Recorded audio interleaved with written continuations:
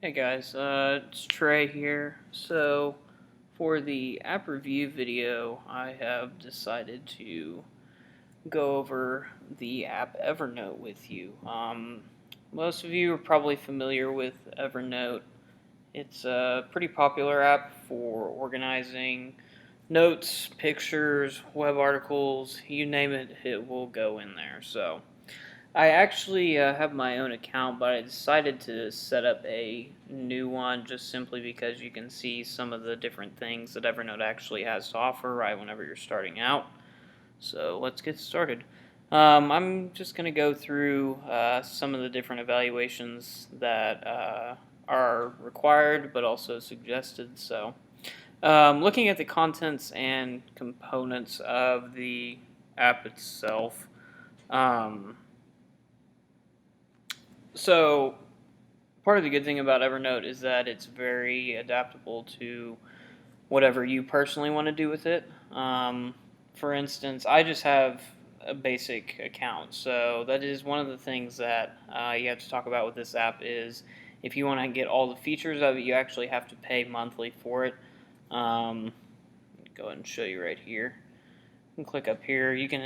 There's 3 different levels. I'm on basic, so you get up to 60 megabits of uploads per month. You can find text and images, save anything from the web, share and chat in Evernote, and add a passcode lock on your mobile device. Plus offers a little bit more premium, so on and so forth. Premium, you get a lot of different things, but for the classroom purposes, basic will do. So the best thing about Evernote that everyone tends to use it for is to literally make notes, right? What's cool about Evernote is that let me find here. You can add different notebooks. So if you have a class that you want to, all you'd have to do is put in a new notebook, and then you could name it. You could name it just English. So students would be able to make their English notebook, and then they can type or use whatever they want here. What's cool about this is if you press here, you can either take a photo or you can add from photos that are already on here. You can microphone actually on Evernote. So right now it's actually seeing it drops it right in there. Oh, where am I going?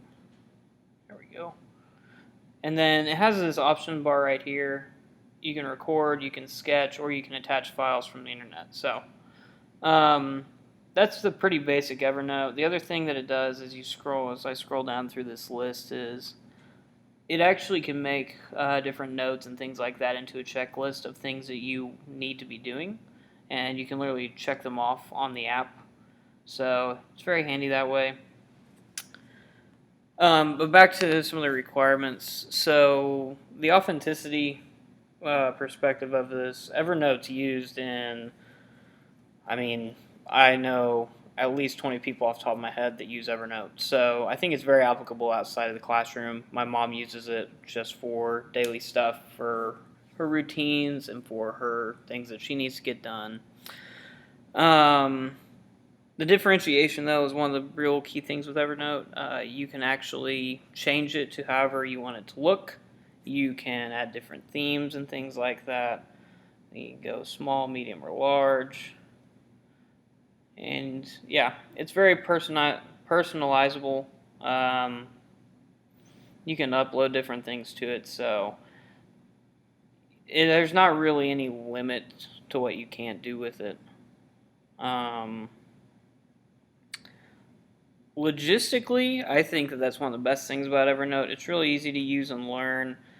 I mean, it has all of your basic stuff on this left little dashboard here. You can go to your profile, you can go to your shortcuts, search your notes, and then look at all of your notes. And then obviously the plus symbol is for adding new notes and things like that. So very, very user friendly. There aren't advertisements that pop up. One of my favorite things is that it doesn't have advertisements. You don't have to constantly worry about what's going to pop up on your students' screens.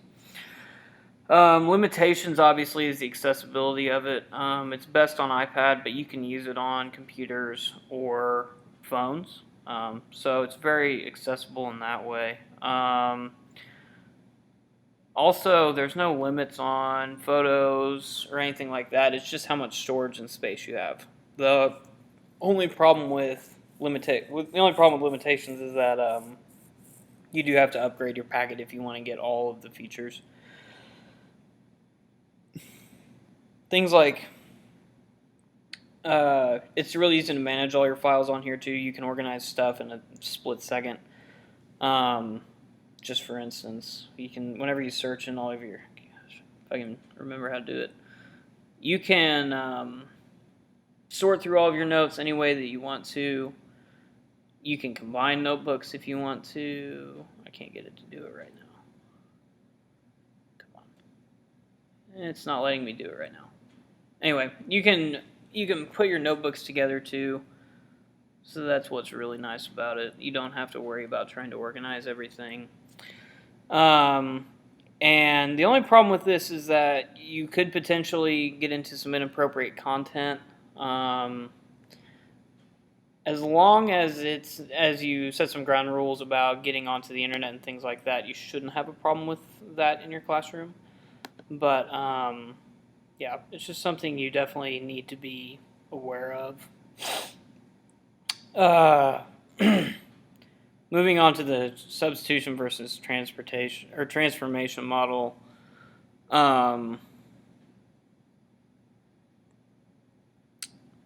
So basically, I think that Evernote, specifically in the classroom, would be especially good for basically students adapting and transforming the way that they think about taking notes and organizing their thoughts, because it's all in one place. You don't have to go to a bunch of different apps to access pictures, audio, your online files. They have it all in one spot that they can organize it and they can put it into a checklist. I think that that's really the biggest plus with Evernote.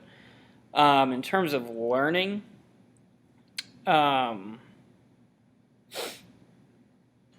it's like I said, you can get into a variety of subject areas. The only possible area I could see where it not being applicable as much is math. It'd be a little bit harder to put stuff on there.